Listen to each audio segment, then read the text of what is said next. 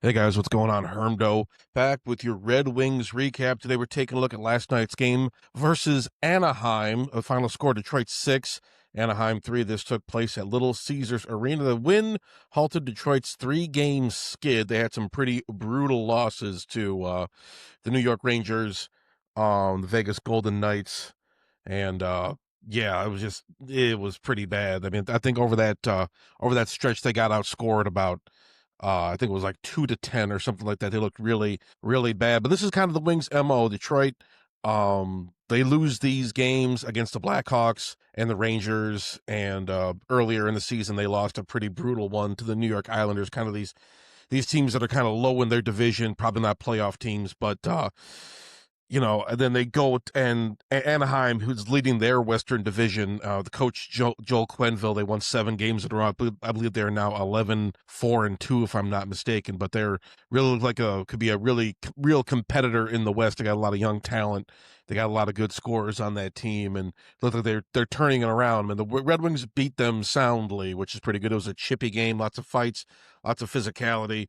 But Wings pulled it out. Wings pulled it out. It was a scoreless first period. I think the first goal was scored at 5:57 in the second period. Moritz Seider opened the scoring on the power play, assist from Lucas Raymond and Patrick Kane.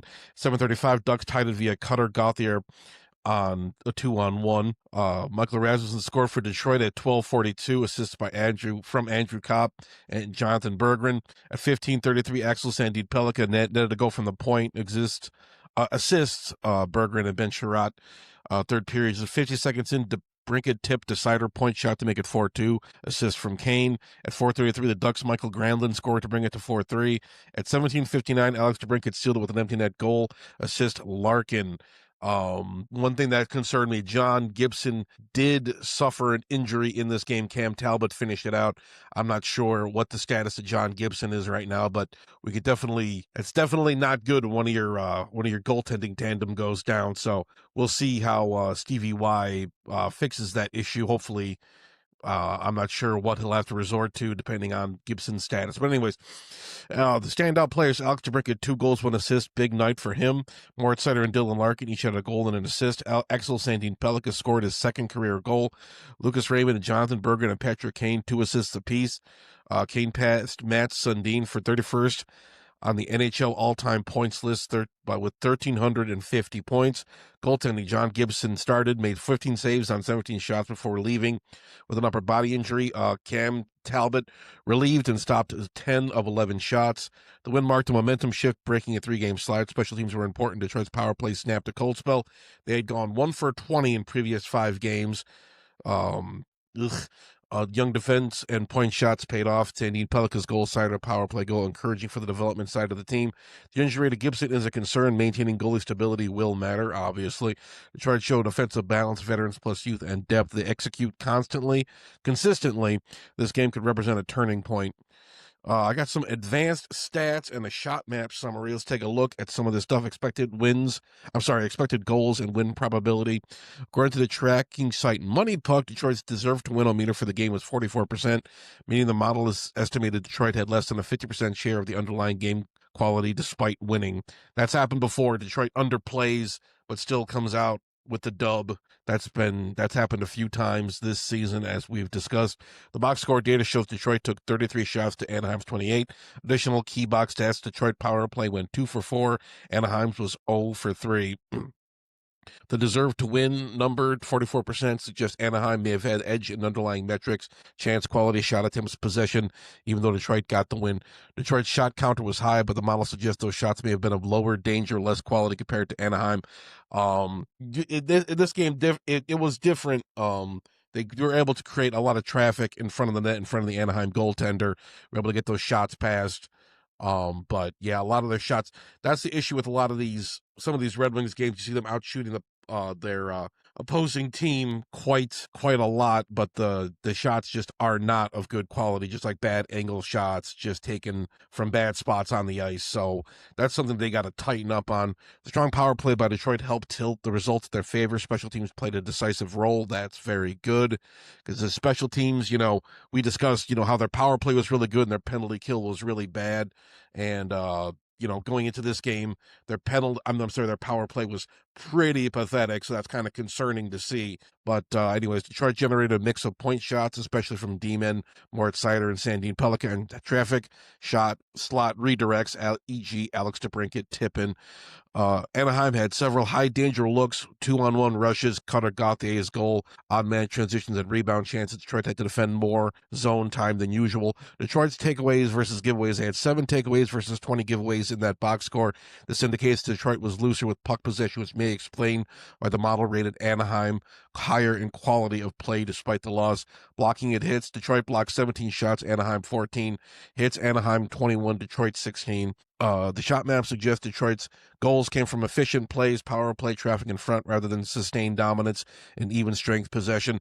Anaheim probably had more sustained possession, higher danger chances, but didn't convert them, and Detroit took advantage of their scoring opportunities. Detroit's higher number of giveaways indicates riskier play, but they compensated by getting key results when it mattered, special teams and finishing in that regard. Winning despite metrics, Detroit got the result through the advanced metrics, suggest Anaheim might have been better in the process. Good sign for Detroit's execution in special teams. Special teams matter. Detroit's 50% power play conversion was a major factor that masked some underlying imperfections in possession. The point shots from Seider and Sandin-Pellikka were real and contributed meaningfully, which boost Detroit's depth and D-scoring potential. Detroit's high giveaway number indicates some risk in transitions of possession structure, but the team can tighten up on that while keeping finishing ability. They'll improve further if they can. Detroit rallies on special teams and finishing while surrendering high danger chances. There's regression risk. They'll want more nights with possession, and expected goals favor them. But that's pretty good, pretty complete game from the Wings, but they got to tighten up a little bit, which is kind of crazy. They're taking a lot of chances out there. They're loose with the puck. When they do shoot it, it's not always the best quality of shot, not always the quality chances we get. Detroit needs to tighten up on that, but let's take a look at the standings and whatnot. Detroit moves into number 4. I think they were number 5 last week. They had about 4 days off. We know that November was going to be a light schedule. We discussed that before the season, but they are at 20 points right now. They are 2 points behind the top teams. Canadians lost 2 in a row. Yeah, so it's getting tight. It's really tight. I mean, pretty much everybody. I mean, the seventh rated team and the top rated team have 4 points between them. So it's going to be a really, really tight race, I think, in the Eastern Atlantic Division this year. But Bruins, they're doing better. Senators climbing up there. Panthers, behind the Wings, but just by 1 point. Panthers, Lightning, and Maple Leafs. Usually those are the 3 teams, including the Bruins, that are usually leading this division. But Red Wings are right there in the mix. They didn't lose too much ground with the 3-game losing streak. But what do they have coming up? They got a game tomorrow with the Sabres. Sabres did hand the Red Wings a loss 4-2 earlier in the season, but they have lost 5 in a row. Sabres should be easy pickings. You never know with this team. Detroit sometimes struggles with the bottom feeders, but then we got Rangers, Kraken, Islanders, Blue Jackets, and yeah, we'll see. We'll see how that goes. They got a mix of winnable games this upcoming stretch. But yeah, hopefully the Wings can get back into that top spot or top 2 spot. That'd be great. But that's all I got for you guys for right now. Thank you so much for watching. Don't forget to like and subscribe to Detroit Fan Forum, subscribe to Hermdo. We always got so much videos coming your way, all sorts of good stuff. But yeah, that's going to do it for me. Thank you all again, and I'll talk to you guys later.